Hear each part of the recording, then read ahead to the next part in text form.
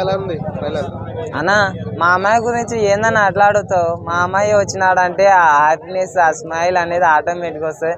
మన ఫ్యామిలీలో ప్రతి ఒక్కరు నిజంగా ఏ మూవీ చూస్తారో ఏమో తెలియదు కానీ గుంటూరు కారం చూస్తారు చూడరో నాకు తెలియదు కానీ మా అమ్మాయి మూవీ మాత్రం పక్కా చూస్తారు. ఎందుకంటే ప్రతి హీరోకి ఫ్యాన్స్ ఉంటారు కానీ అందరు హీరోల ఫ్యాన్స్ మన వెంకటేష్ మామయ్యకు ఉన్నారు. ట్రైలర్ మరకు చాలా బాగుంది. అసలుకి అబ్బాయి యాక్షన్ సీన్స్ ఏమన్నా ఉండేవే అన్నమ్మ ఇట్లా కత్తి చెప్తాడు, అదైతే ఎంత డీటెయిల్ నోట్లో కూడా ఎంత బాగా ఆ క్వాలిటీ అనేది చాలా సూపర్ ఉంది. ఇంకోటి ఏంటంటే ఒకటి ఇక్కడ నోట్లో కలిస్తే ఒకటి వెనకాల నుంచి అది ఫన్నీది ఉంది. అది చాలా ఫన్నీ మూమెంట్ అన్న నిజంగా. అంటే ఆ యాక్షన్ సీన్స్తో పాటు బ్యాక్గ్రౌండ్ మ్యూజిక్ కూడా చాలా బాగుంది. కొన్ని డైలాగ్ బాగుంది. అరే నా తల తీసుకోవడానికి వచ్చినాం, ఫస్ట్ మీ తలలు ఉండాలి కదా ఆ డైలాగ్తో పాటు కాలర్ డైలాగ్ది చాలా డైలాగ్స్ కూడా చాలా సూపర్గా అనిపించినవి. యాక్షన్ సీన్స్ అయితే బీభత్సంగా ఉండేవన్న.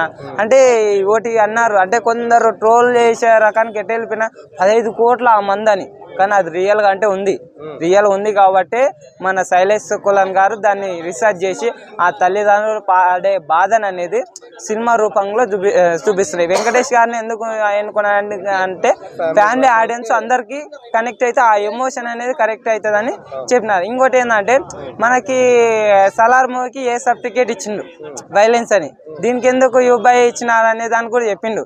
ఇప్పుడు పబ్జి కానీ ఫ్రీ ఫైర్ కానీ ఆడితే ఈ సినిమాల కన్నా డబుల్ వైలేషన్ ఉంటుంది.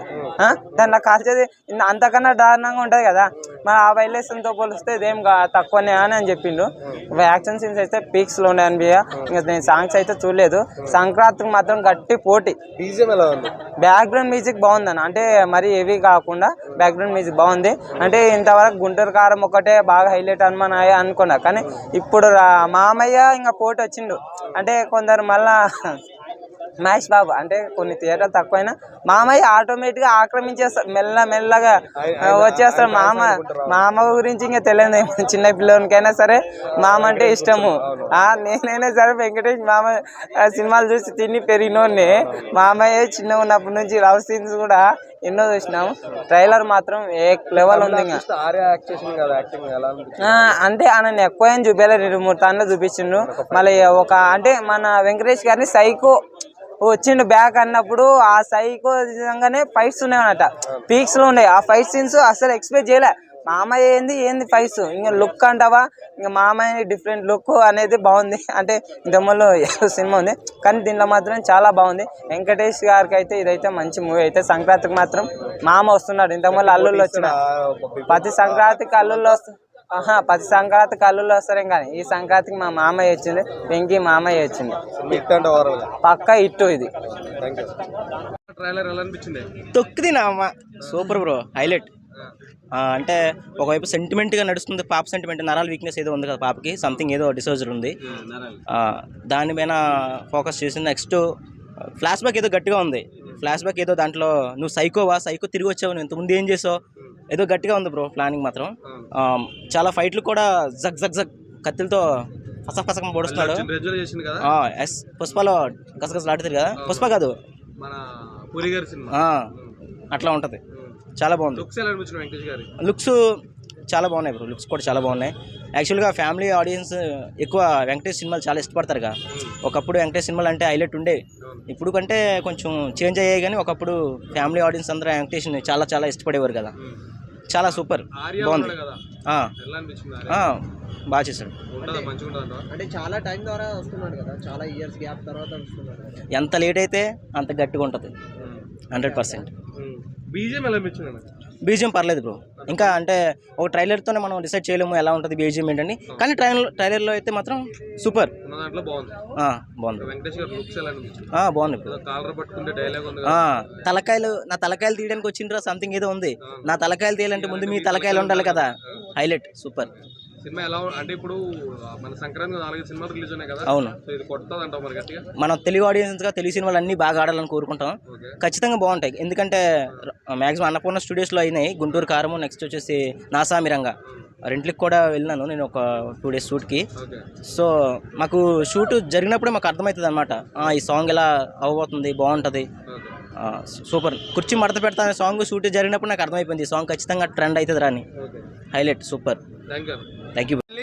Hi darling. సైంధవ ఎలా ఉంది ట్రైలర్ వచ్చింది కదా ఇప్పుడు? సైంధవ్ ట్రైలర్ ఎలాగుందని నన్ను అడిగితే ఏందన్నా, నేను కనబడ్డాను దాంట్లో ఫస్ట్.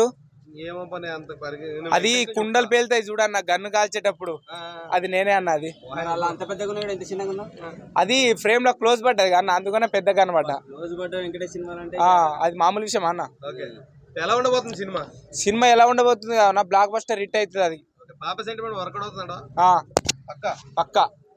ఇంకా ఫైట్స్ కూడా చాలా డిఫరెంట్ గా ఉన్నాయి. ఫైట్స్ మొత్తం గన్నుతోటే కాల్చుడు ఉంటది ఎక్కువ, అన్ని గన్లే ఉన్నాయి, మొత్తం గన్నులే. అది ఆర్మీ అనుకోవాలో మిలిటరీ అనుకోవాలో తెలుస్తలేదు, వేరే లెవెల్ ఉన్నది మూవీ అయితే. లాస్ట్ కి పాపని కాపాడుకుంటాడా? ఏదో ప్రాబ్లం వచ్చి ఉంటదంట. అది కాపాడుకుంటాడు కావచ్చు అన్న, ఆ సినిమా చూసిన తర్వాత చెప్పాలి, ముందే అడ్వాన్స్ చేయలేం కదా.